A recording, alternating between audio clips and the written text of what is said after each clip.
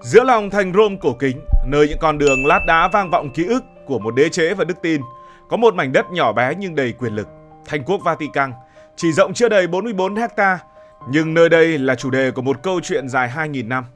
Với nhân vật chính là Đức Giáo Hoàng, người được gọi là Giám mục Roma, đại diện của Chúa Kitô, người kế vị Thánh Phêrô.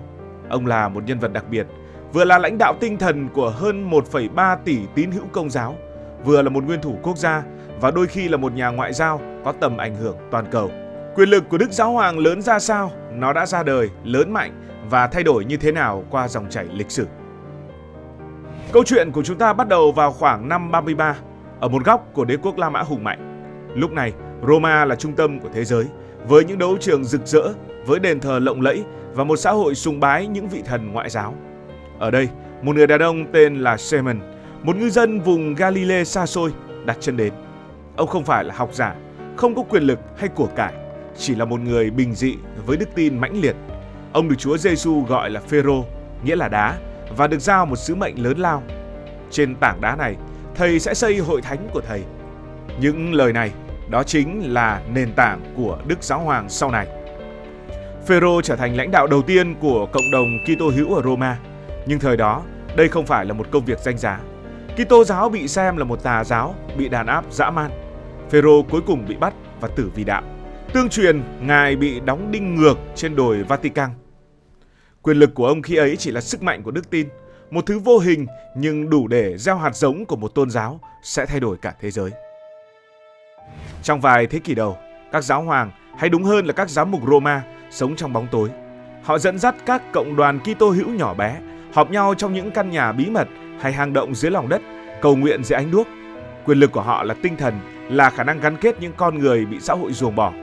Nhưng mọi thứ thay đổi vào năm 312, khi hoàng đế Constantine sau một giấc mơ huyền thoại đã quyết định cải đạo sang Kitô giáo. Ông ban hành sắc lệnh Milan, hợp pháp hóa Kitô giáo, và chẳng bao lâu sau, tôn giáo này trở thành quốc giáo của đế quốc La Mã. Giám mục Roma, từ một người lẩn trốn, giờ đã trở thành một nhân vật có tiếng nói. Khi đế quốc La Mã sụp đổ, phương Tây và châu Âu rơi vào hỗn loạn với các bộ tộc man dợ tranh giành quyền lực. Trong bối cảnh đó, giáo hội Công giáo với mạng lưới giám mục và tu viện trở thành chỗ dựa duy nhất để gìn giữ văn minh. Đức Giáo hoàng Leo đệ nhất vào năm 452 đã làm một việc khó tin. Ông đối mặt với Attila ngay tại cổng thành Roma. Không ai biết chính xác ông đã nói gì, nhưng Attila tàn bạo đã rút quân tha cho cả thành phố. Có người nói đó là phép màu, có người nói đó là tài ngoại giao. Dù thế nào, khoảnh khắc ấy cho thấy Giáo hoàng không chỉ là một người cầu nguyện, mà còn là một nhân vật có thể tác động đến dòng chảy lịch sử. Đến thời Trung Cổ, quyền lực của Giáo hoàng đạt đến đỉnh cao như một ngọn núi sừng sững giữa châu Âu. Năm 800, Đức Giáo hoàng Leo đệ ba làm một việc mang tính biểu tượng. Ông đặt vương miện lên đầu của hoàng đế La Mã thần thánh. Buổi lễ ấy không chỉ là một nghi thức, mà còn là một tuyên ngôn rằng Giáo hoàng có quyền ban phước cho vua chúa, nghĩa là ông đứng ở một vị trí cao hơn tất cả các hoàng đế. Châu Âu thời đó được gọi là thế giới Kitô giáo, một khối thống nhất dưới sự dẫn dắt tinh thần của Roma. Các giáo hoàng đã đưa quyền lực này lên những tầm cao mới. Ví dụ như là Giáo hoàng Gregorio, ông tuyên bố rằng chỉ giáo hoàng mới có quyền bổ nhiệm giám mục chứ không phải là vua chúa. Điều này làm bùng nổ một cuộc xung đột với hoàng đế La Mã thần thánh Henry đệ tứ. Cuộc đối đầu kết thúc bằng một hình ảnh lịch sử. Henry quỳ trong tuyết xin giáo hoàng tha thứ. Một hoàng đế, người mạnh nhất châu Âu, phải cúi đầu trước một người mặc áo choàng giản dị. Đó là lúc giáo hoàng thực sự trở thành một thế lực không thể xem thường. Nhưng quyền lực lớn như vậy không có nghĩa là mọi thứ suôn sẻ. Giáo hội bắt đầu giàu có với đất đai, vàng bạc và những khoản thu khác. Sự giàu có dẫn đến tham nhũng và không ít giáo hoàng sống xa hoa như các ông vua. Đến thời Phục Hưng, có những giáo hoàng khiến người ta phải lắc đầu. Đức Giáo hoàng Alexander đệ 6 thuộc gia đình Borgia là một ví dụ. Ông bị cáo buộc mua chức giáo hoàng, có con ngoài giá thú và dùng quyền lực để củng cố gia tộc.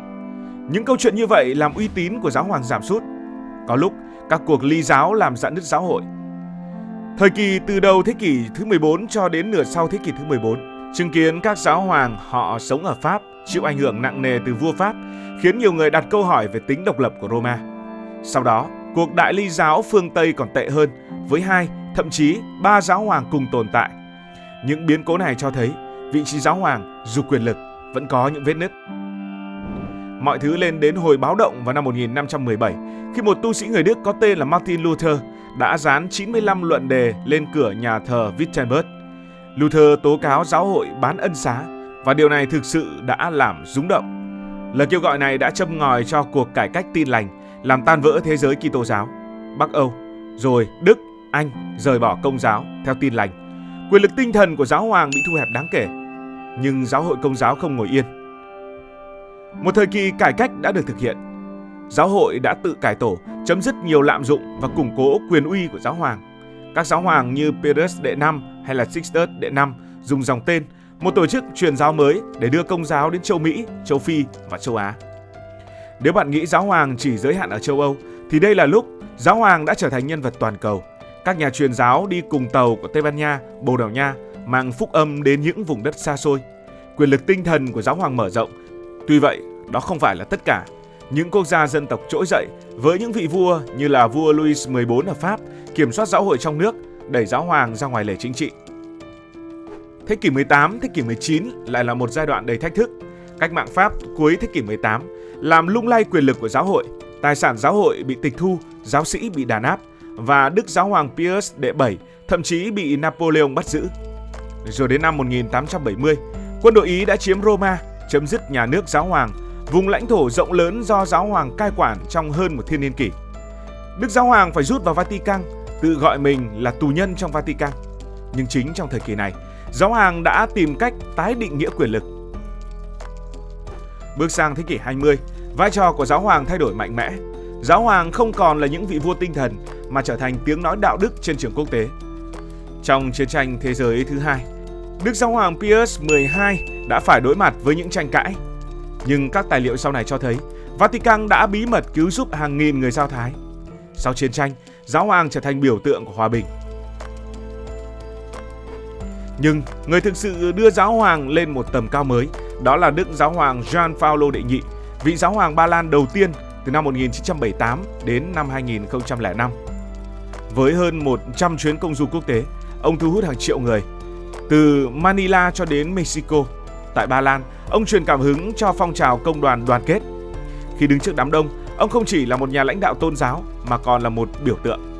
Những hình ảnh ông hôn mặt đất khi đến một quốc gia mới hay ôm những người nghèo khổ đã khắc sâu vào tâm trí của nhiều người, kể cả những người không theo Công giáo. Vào thế kỷ 21, giáo hoàng tiếp tục là một nhân vật quan trọng, nhưng đối mặt với những thách thức mới. Đức Giáo hoàng Francisco, người Argentina đầu tiên được bầu vào năm 2013, mang đến một luồng gió mới. Ông chọn tên Francisco, lấy cảm hứng từ Thánh Francisco Assisi, người yêu thiên nhiên và sống giản dị. Ông từ chối ở cung điện giáo hoàng, chọn một căn hộ đơn sơ và thường xuyên lên tiếng về những vấn đề cấp bách, đó là biến đổi khí hậu, bất bình đẳng kinh tế và số phận của người di cư. Ngày 21 tháng 4 năm 2025, ông đã qua đời. Về mặt ngoại giao, Vatican là một thế lực độc đáo. Dù không có quân đội hay kinh tế hùng mạnh, Vatican duy trì quan hệ với hơn 180 quốc gia. Đức Giáo hoàng thường đóng vai trò trung gian hòa giải. Ví dụ, năm 2014, Đức Giáo hoàng Francisco đã giúp Mỹ và Cuba nối lại quan hệ sau hàng thập kỷ căng thẳng. Nhưng trong một thế giới ngày càng thế tục, tiếng nói của giáo hoàng không còn vang vọng như trước. Ở phương Tây, số người theo Công giáo giảm, trong khi châu Phi và châu Á lại là nơi giáo hội phát triển mạnh mẽ nhất. Quyền lực của giáo hoàng, nếu nhìn qua lăng kính lịch sử, đó là một sự kết hợp phức tạp. Ông là một vị vua không vương miện, một nhà ngoại giao không quân đội, một mục tử dẫn dắt 1,3 tỷ người. Nhưng ông không phải là người toàn năng. Quyền uy của ông bị giới hạn bởi truyền thống, giáo luật và sự đồng thuận từ các giám mục và giáo dân. Từ Phêrô, người ngư dân bị đóng đinh, đến Francisco và cả những giáo hoàng sau này nữa. Đức Giáo hoàng đã vượt qua những cơn bão lịch sử, luôn tìm cách thích nghi nhưng vẫn giữ được cốt lõi, sứ mệnh dẫn dắt con người đến gần hơn với những điều thiêng liêng.